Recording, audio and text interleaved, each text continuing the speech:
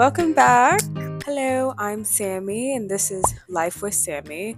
I'm back again with another home decor video as always. This time, I have come to share with you all my pride and joy, the project that took a whole week of my life, my gallery wall. If you're dedicating your time to creating a gallery wall, just know that you are going to need to dedicate some separate time away from your day job. Since I had a week off, I really got to just sit down, lock in, figure out what I wanted for this space and like how it was going to match the vibe with the rest of my apartment. One thing I will say, y'all, my apartment has transformed so much since the last time you've seen it. It looks beautiful and I'm not even done. I feel like you're never done. So many of the spaces are really coming to life and I genuinely cannot wait to show you all what I have done with this place, to give you guys a full updated house tour again. Currently, I'm sitting at my desk. Okay, I have a desk now. Get into that. I'm gonna give you guys a full step-by-step on how I designed, outlined, picked out all the art, and hung up this whole entire gallery wall. A lot of these pieces are things that I've had in my Pinterest board for over a year now. Some of these things I found on the street of Brooklyn, New York. Some of these things I got from printing websites online, and everything is just really personal and catered to me and what I like and who I am right now in this moment. Because of that, it feels super authentic. That's really all that matters when it comes to a gallery wall, as long as it's authentic to who you are. Also, this is not an affordable tips video. Unfortunately, this gallery wall cost me kind of a pretty penny. I'm sure there's cheaper ways to go about it, but I really just wanted to get it done. Keep watching. Don't forget to like this video right now and subscribe to my channel if you haven't already. I post home decor videos. I post about affordable housing. Let's get straight into the step-by-step guide that I took to create this beautiful gallery wall behind me. I'll link down below the website I used to get a majority of the prints on here.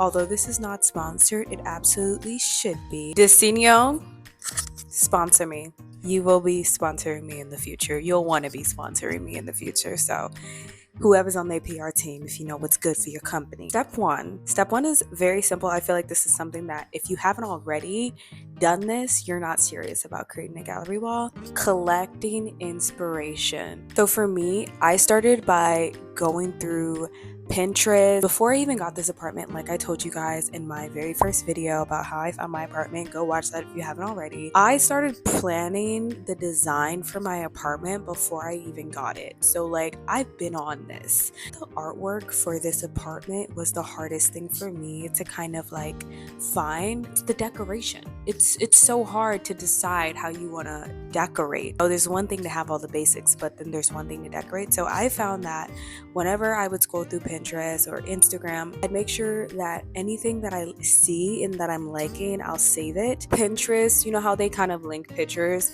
It also led me to Decenio and this other print website called Drool.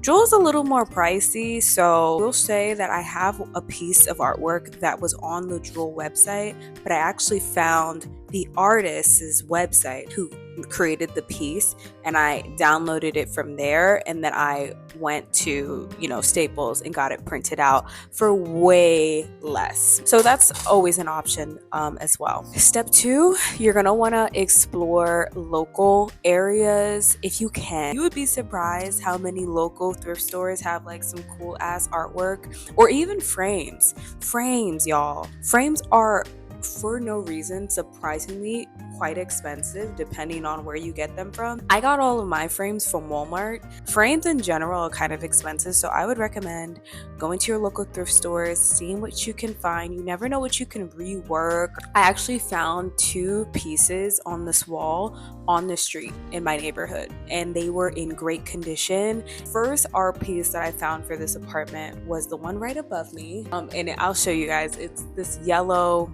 it has this yellow weird quirky frame, and I actually got a 2-in-1. I got the print that was in there, and then when I opened it, there was another print in there. It was a Yao Kusama, which is amazing. She's an amazing artist, has such cool art pieces. So I was like, ooh. And then I found a Radiohead poster in a frame. And I don't even listen to Radiohead. And I started listening to them after. And I got those pieces before I bought anything else for this. So those two pieces were kind of like my anchor pieces. You always want to find kind of that anchor piece. I feel like once you find that anchor piece, the rest of it just kind of flows from there. One piece can say a lot, and I think that once you find that one piece that's like, oh, this is exactly what I'm trying to convey, then everything else just kind of like falls into place. So it's amazing how that happens. That was for me when I found that Radiohead album cover. I was like, oh, this is the vibe that I want for my apartment. And I don't know how it correlates. Step 3, you're going to want to organize all of the artwork that you have now stored and put them in Canva. I use Canva just because I'm able to use that on a computer, and I think it's just easier for me to like see the layout on a bigger screen. You're gonna want to take a picture of the wall that you plan to hang the art up on. You want to get the floor, you want to get the ceiling. Start to decide which pieces you're gonna want in what size. I think this is good because it gives you an idea. Like maybe you thought that you wanted a certain print to be larger, and then when you kind of see it all together, it's not giving main character energy, so maybe you make it smaller, you want to choose a different print. So this is what it's good for. You get to move things around, try out different things. So originally when I was doing and creating my layout, I did it by myself the first time, where I kind of like created a layout that I thought was fitting for the wall, and then like I think before I started actually putting out the layout on my wall, I asked ChatGPT to analyze the layout, and I prompted it to come from a perspective of an interior designer, so that I could kind of get a good idea of like, could the structure be better? Like, how's the grid and stuff? So that actually helped me, and I used AI to kind of help me come up with a final design that was really cohesive, and it told me like about the spacing and some of the placements for the pictures that would maybe suit better for like colorways and stuff like that. So I do recommend using AI if maybe try it on your own first. If you feel like it could be better, then go ahead and use AI, or use AI for the whole thing. Who knows? You can do that these days. But yeah, so that's something that I did. So once you land on your final layout in Canva, you're going to want to save that picture, because then it's just going to be used as reference for when you start doing the layout on the wall. Step 5, you're going to start mapping out the wall. This process took me kind of a while. Like it took me like 2 days, only because I was procrastinating. I was like high-key over it. It was just like too much. Some people use wrapping paper to map out the wall. I did try that for some of the smaller frames.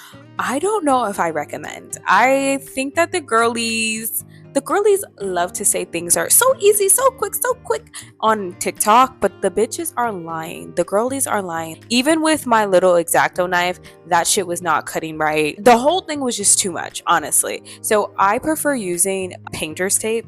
I think this method worked wonders for me, and I feel like I got a better sense of like what it was actually gonna look like. So I ended up doing like a mix of the two. For the outline and the layout, I say use painter tape over wrapping paper any day. All that like tracing out the thing, it's just, if you have to do all that cutting, like wrap it up, like literally wrap it up, use it what it's supposed to be used for. Step 6, you're gonna order the frames and you're gonna order the prints. Now that you have a layout on your wall, now that you can like, simmer on it for a few days, see what it looks like. That's what I did. I left the outlines on the wall, and I just kind of was like sitting with it, like just really like, okay, do I like that shape? And then I kind of went in and like fixed, things that I wanted to be fixed and everything. But I think like you want to let it sit to really get an idea. As I was looking at those outlines, like I was imagining the art there, and it was just like, it was getting me so excited. Step 7, you're gonna hang up the frames. I used a combination of nails and I always forget the name of these things, but the Velcro like stick-on stuff for the smaller frames, I did that. The frames that I got are poster frames, so they're very light. They pretty much don't take much to hold up. So for the smaller ones, I use the Velcro strips. A quick trick that you're going to want to do, especially if you use painter's tape, take the top strip of that painter's tape, since it's already measured to the exact size of the frame. You're going to place that piece of tape on the back of your frame where the hook is, or where the hook is supposed to hang, right? You're gonna take a Sharpie and dot it, so that way you know where you need to put the nail in the wall, so that it comes out perfectly measured when you put it back on the wall. So you're gonna take the piece of tape off, put it back on the wall, hammer it in, and then take off all the painter's tape, and then you can go ahead and hang your frame. Now, you're not going to get it perfect every single time, especially when you have a layout and a grid, hung out. Like, these things are very important. You want to get the spacing right. I know there's like this nail hanging tool that people use. I didn't get that, but if you have that, perfect to use that. And that is basically it. That's basically what I did to achieve this beautiful gallery wall. I still have yet to pick out the print for the top left corner. I don't know. I had one in mind and just kind of given up. I don't know.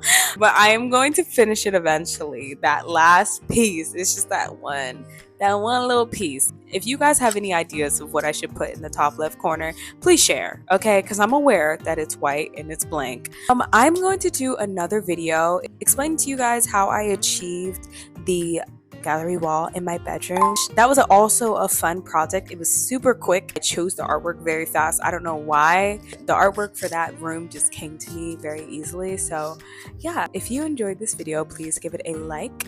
Comment down below what your favorite part about my gallery wall is. Share with me your thoughts on what you're going to do for your gallery wall, and we'll have a little conversation. Anyways, thanks for watching. I'll see you guys in the next one. Bye.